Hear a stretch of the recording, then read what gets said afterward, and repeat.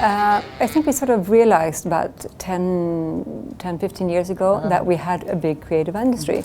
Before that, the government had been working a lot with promoting the traditional industry, manufacturing, production, exports of raw materials and things like that, steel, big companies, Volvo, SKF, Tetra Pak. But then suddenly we realized that we were actually quite good in creative industries. We had a lot of people working in music. We had both the producers, the artists, the writers and everything, and good studios. We had in the computer gaming industry, a lot of people working in that, making products that are very innovative. And same thing with a lot of things in the creative industries. Architects are very good. And so the government said, well, this is cool. We like to do something with it. Why not use it to promote Sweden and to promote the industry and do a double, let's say, win-win from it. So there was a very conscious promotion plan worked out by the government to try to go even further with the creative industries. And so now it's a fully integrated part in our export promotion strategies. So this is like 15 years back. I'd say 15 years back. Can't be exact with the numbers, but I would say that that's when things started happening. 10, 15 years back. Before that, it had been going on, but there was not much from the government side to promote it. We were more traditional back then, to put it that way. I say, furniture design, it's always been there. The interior design, we're talking about the Scandinavian is very well known and has been there. But for the newer industries, music, computers, film, architecture, things like that, it's a newer. Oh, it's new. It's newer in the focus for the government. Yeah, the former government actually had a promotion plan that was divided up into weeks where we, as embassies around the world, would be quite thematic and looking at the different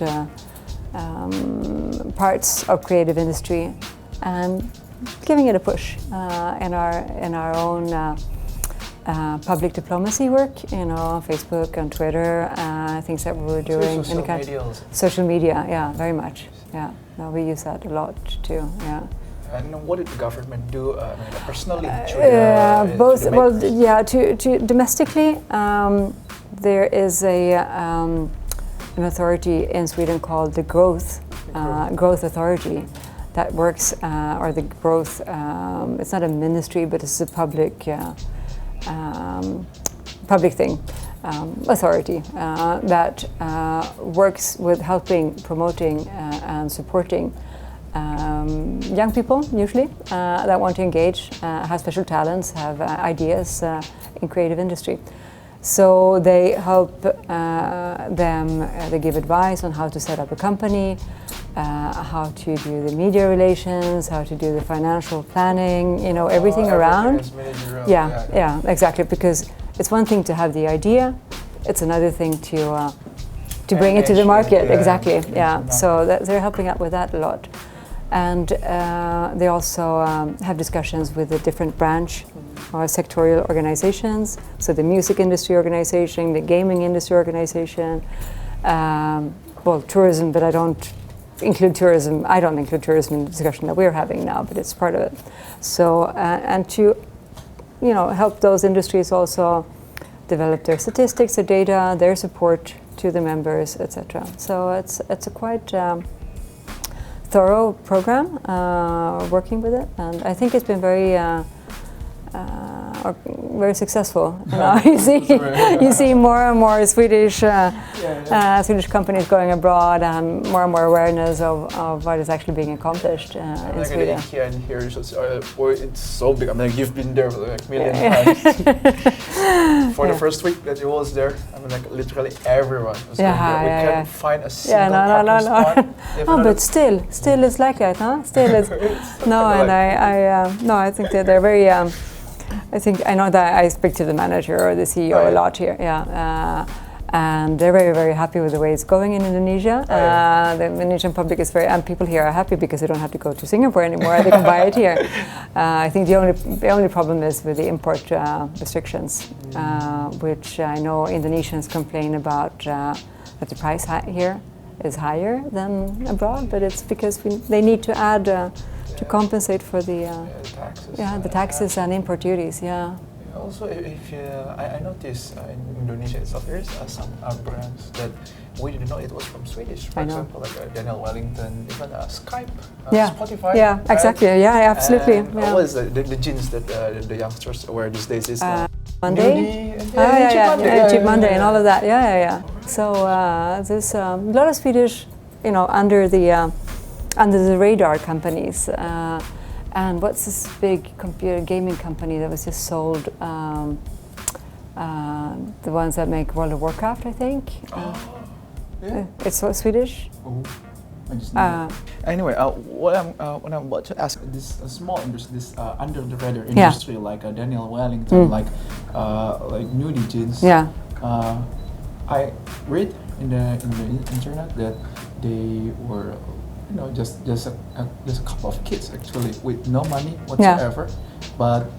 How do Swedish government support this? Sometimes if you have a good business plan, you can also get startup loans. But of course you need to find also matching investors. You can't do it all on your own. But you can also, I think people start working with there's investment capital, people that are interested in going into support.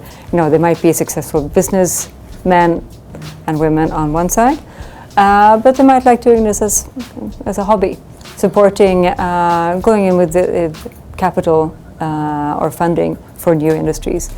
And also crowdfunding is increasing. So if you have a good idea, some people do that too. And I think you can get also startup loans to start up your business if you have a credible idea and plan and long term, and you're serious about it.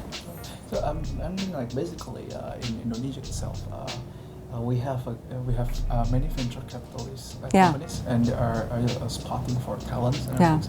But in Sweden, the venture capitalist has to compete with the government to give offers to these. Actually, the government prefers the venture capitalist to do it. Of course.